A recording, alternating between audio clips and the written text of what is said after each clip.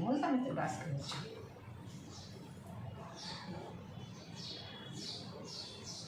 పెళ్ళికి రమ్మంటే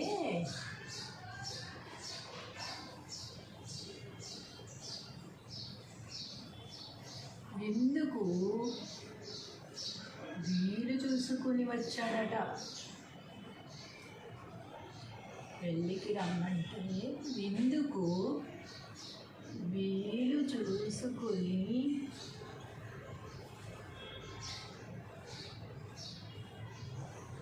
వచ్చాడట.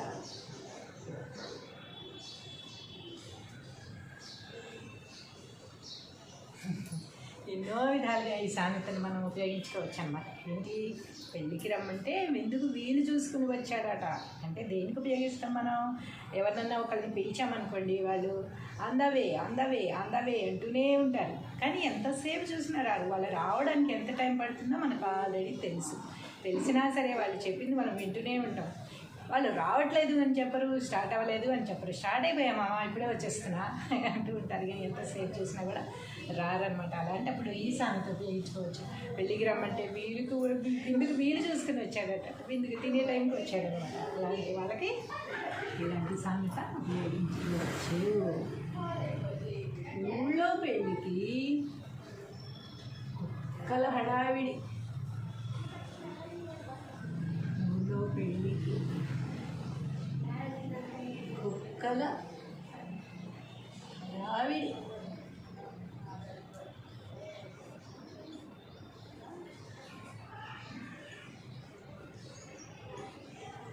ఏంటి ఊళ్ళో పెళ్ళికి కుక్కల హడావిడి అంటే?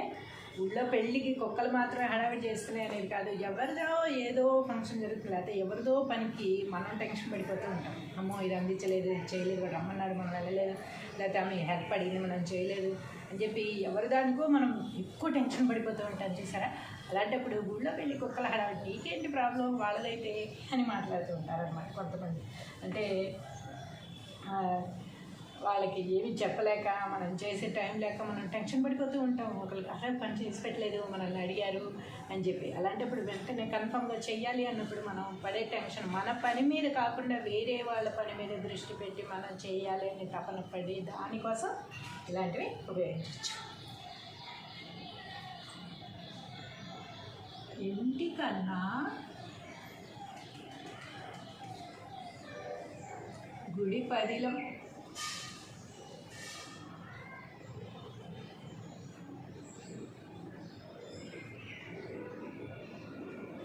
ఇంటికన్నా గుడి పదిలం. గుడికి వెళ్తే ఎలా ఉంటుంది? ప్రశాంతంగా మనశ్శాంతిగా ఉంటుంది. అవునా? ఇంట్లో ప్రశాంతత అనేదానికి మాట అర్థమే ఉండదు అనమాట. అలాంటప్పుడు ఉపయోగించే పదవి ఇంటికన్నా గుడి పదిలం. అంటే ఇంకెక్కడికి వెళ్ళినా బెటరే, కానీ ఇంట్లో ఉండడం కంటే ఇంట్లో టార్చర్ భరించలేకపోతున్నాం అనుకునే వాళ్ళు కానీ, ఇంట్లో ఉండడం ఇష్టం లేదు అనుకునే వాళ్ళు కానీ ఇలాంటి మాటలు ఉపయోగిస్తూ ఉంటారు. ఎంకి పెళ్ళి సుబ్బి చావుకి వచ్చింది.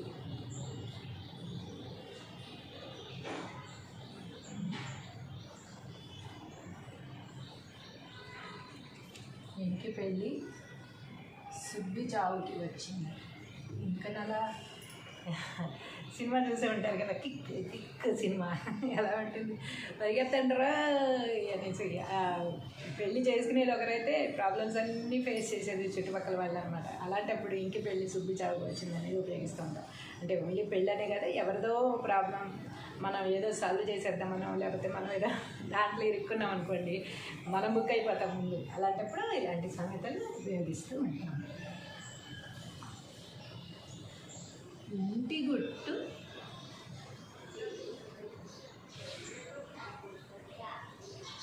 పెరుమాళ్ళకెరుక.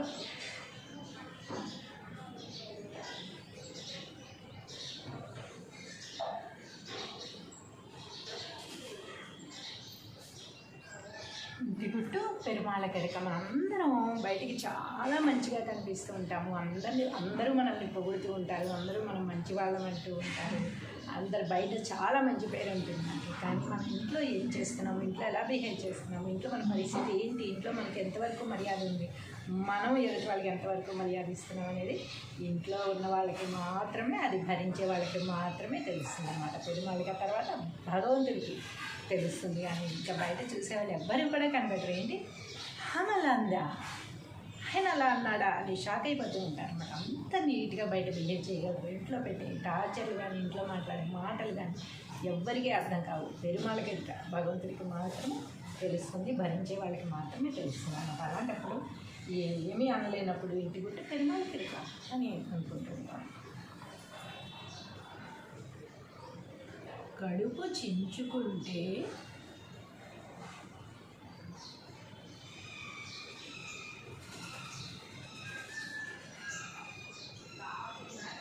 కాళ్ళ మీద పడుతుంది.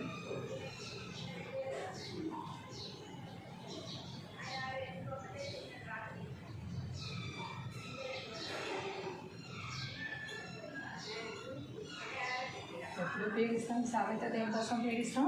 కడుపు చించుకుంటే కాళ్ళ మీద పడుతుంది. అంతే కదా, కడుపు చించుకుంటే ఏమవుతుంది? మన కాళ్ళ మీద పడుతుంది. అలాంటప్పుడు మన ఇంటి గుట్టు మనం బయటికి చెప్పుకుంటే మనకే ప్రాబ్లం. అలా మనం ఫేస్ చేసే ప్రాబ్లమ్స్ ఎవరికైనా చెప్పినా కూడా అది తిరిగి రివర్స్లో మనకే వస్తుంది. కానీ దానివల్ల యూజ్ ఏమీ కూడా ఉండదన్నమాట. అలాంటప్పుడు మనం ఇలాంటి సామెతలు ఉపయోగిస్తూ ఉంటాం.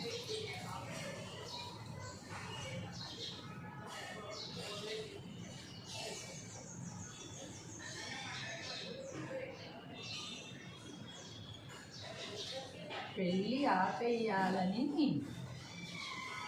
జీలకర్ర, బెల్లం దాచేశాడట.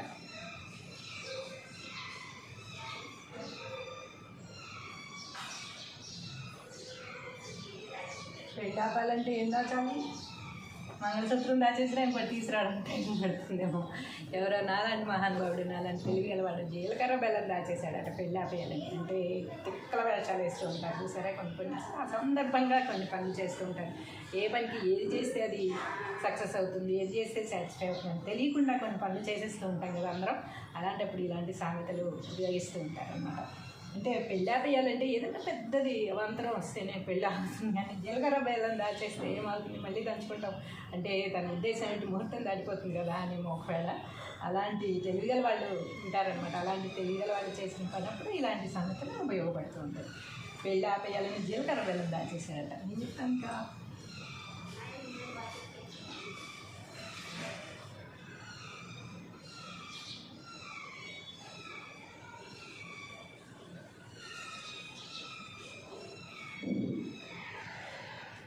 ఇంట్లో దీపమే కదా అని ముద్దు పెట్టుకుంటే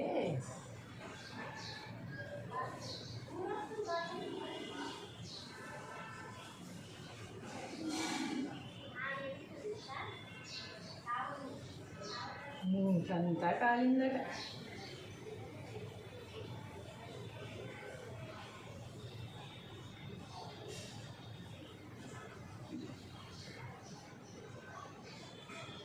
ఇంట్లో దీపమే కదా అని ముద్దు పెట్టుకుంటే ఊరుకుంటుందా? ఒక సినిమాలో రావుగోపాలరావు గారి డైలాగ్ ఉంటుంది, తెలిసి ముట్టుకున్నా తెలియక ముట్టుకున్నా నిప్పు నిప్పే కదమ్మా, ఊరుకుంటుందా?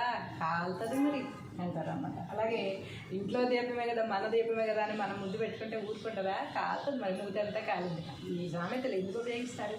మన వాళ్ళే కదా అని చెప్పి మనం ఏదన్నా చెప్పడమో, లేకపోతే మన వాళ్ళే కదా అని మనం ఏదన్నా ఇవ్వడమో చేస్తే వాళ్ళు దానికి పదింతలు కల్పించి వేరే వాళ్ళకి చెప్పడం, అయితే మొత్తం చెడ్డగా ప్రాపకాండాలు చేయడము, ఇలా ఎన్నో జరుగుతూ ఉంటాయి మన జీవితాల్లో. అందరూ చూసినవి ఎన్నో చూసుంటాం. అలాంటప్పుడు ఇలాంటి సామెతలు ఉపయోగించుకుంటూ ఉంటాం. ఎందుకు వాళ్ళని ఏమనలేక ఇంట్లో దీపమే కదా అని ముద్దు పెట్టుకుంటే ముద్దంతా కాలింది అని అంటే సరిపోతుంది అనమాట. అంటే మన వాళ్ళే కదా అని అన్నీ చెప్పుకుంటే వాళ్ళన్నీ బ్యాడ్ చేసి చెప్పేశారు, లేకపోతే మన వాళ్ళే కదా అని ఏదో ఇస్తే మళ్ళీ తిరిగి ఇవ్వకపోవడం, ఇలాంటివి జరుగుతూ ఉంటాయి కదా. అలాంటప్పుడు ఇలాంటివి చేస్తూ ఉంటాం.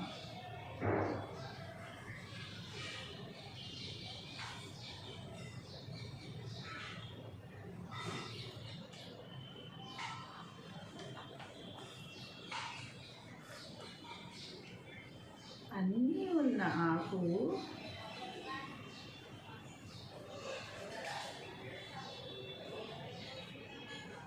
అణిగి మణిగి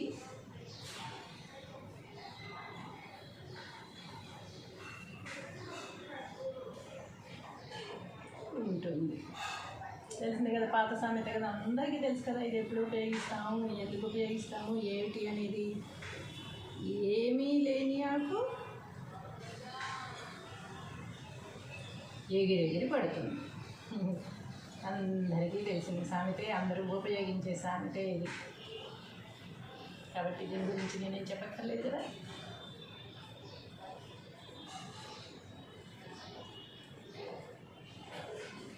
అన్నీ ఉన్నాకు అనిమడి ఉంటుంది. అబ్సల్యూట్లీ ఆకు మీద ఏంటి అన్ని పదార్థాలు పెట్టి ఉంచాను కనుక అది ఉంటుంది జాగ్రత్తగా. ఆయన ఆకులు అన్నీ ఉన్నాయి, నా దాంట్లో అన్నీ పెట్టేశారు అని అహంకారంతో విర్రవీయన్నమాట.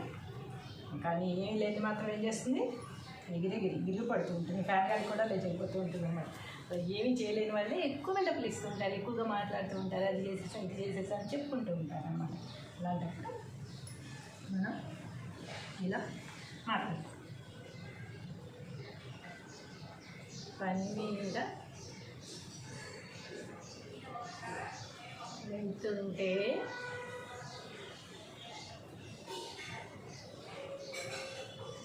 పిల్లి ఎదురొచ్చిందట.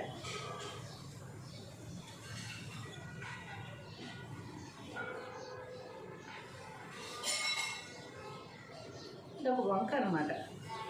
పని మానేయడానికి చెప్పే సాకు. పిల్లి ఎదురు వచ్చింది, అందుకే నేను వచ్చేసాను అని చెప్తానమాట. పని మీద వెళ్తుంటే పిల్లి ఎదురు వచ్చిందట. అంటే ఏమన్నా సాకుని చెప్పే వాళ్ళకి ఏదో ఒక సాకు దొరుకుతూనే ఉంటుంది అన్నమాట. పని మానేయడం కోసం చెప్పే సాకులు ఇవన్నీ ఇలాంటివి ఉపయోగిస్తూ ఉంటారన్నమాట. మంగలేనమ్మా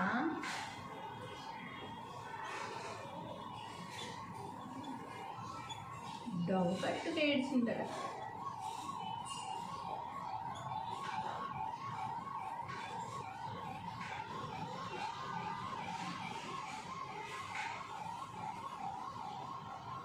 వంకలేనమ్మా డొంకట్టుగా ఇచ్చిందట. అంటే ఏ వంక లేదు, రోజు ఏదో ఒక విషయంలో ఏడవాలి. ఈరోజు ఏడవడానికి ఏ వంక లేదు, అందుకని ఏదో ఒక వంక తెచ్చుకుని ఏడవడానికి ఏడ్చిందన్నమాట.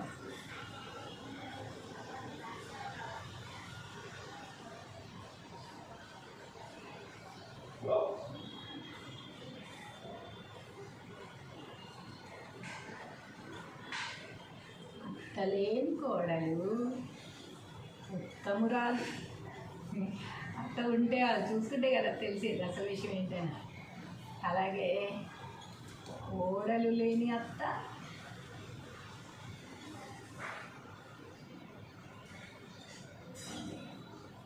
గుణవంతురాలు.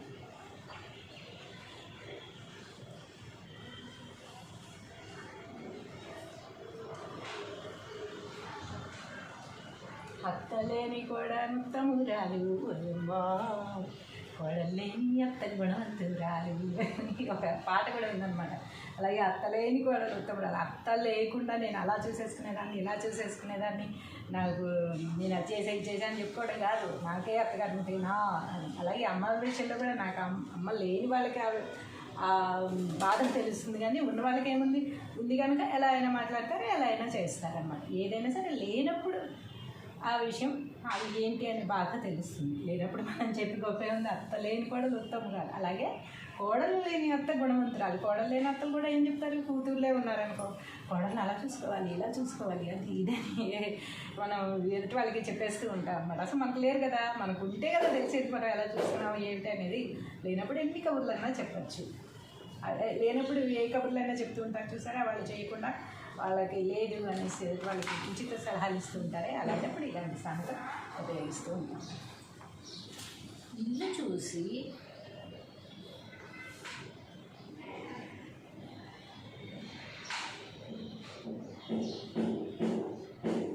ఇల్లాలు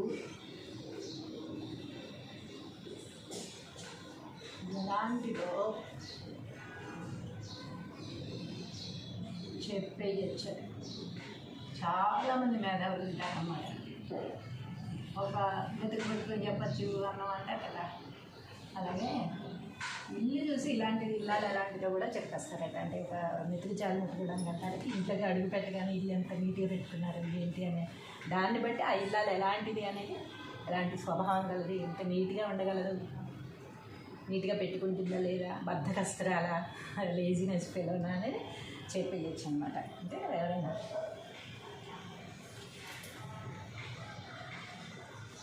పెళ్ళి నాటి విందు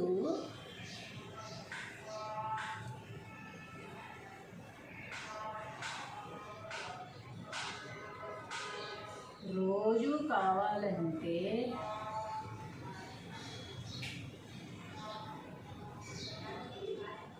దొరుకుతుందా?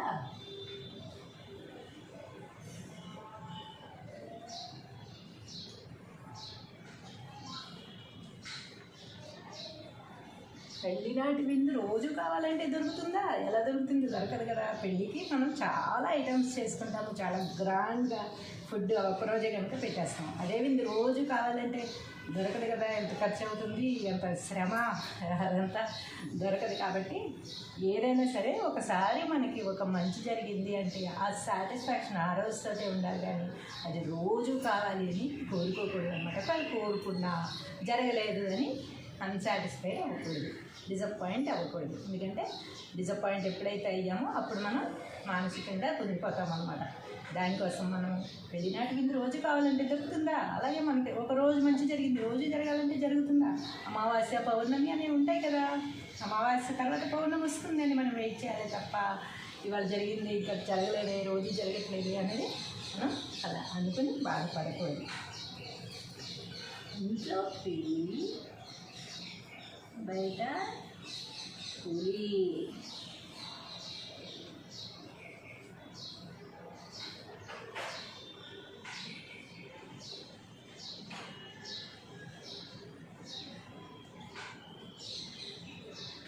ఇంట్లో పిల్లి, బయట పులి. కొంతమంది ఏం చేస్తుంటారు, ఇంట్లో దేనికి సమాధానం చెప్పలేక బయటకు నేను అది నేను ఇది అని దాన్ని కలిపోతూ ఉంటారు అన్నమాట. వాళ్ళ ఇంట్లో సంగతి తెలుసు, బయట చూసే వాళ్ళకి ఇంట్లో ఎలా ఉంటారనే సంగతి తెలుసు, ఇంట్లో ఎలా ఉంటుంది అనే సంగతి తెలుసు. అయినా సరే బయటకు వెళ్ళి డూమ్ అంటే ఏది కోరుకుంటారు వాళ్ళు వెనకాల చెప్పుకుంటూ ఉంటారన్నమాట. ఇంట్లో పిల్లి, బయట పులి అని చెప్పి. అలాంటప్పుడు ఇలాంటి సంగతి ఉపయోగిస్తూ ఉంటాం. మనం బయటకు వెళ్ళి ఓవర్ బెటర్ ఇచ్చినప్పుడు మనకి ఇంట్లో ఎలాంటి రెస్పెక్ట్ ఉండదు, ఎలాంటి ఇది ఉండదు. బయటకు వెళ్ళి మాత్రం ఇది అసలు నేను అని చెప్తూ ఉంటాం.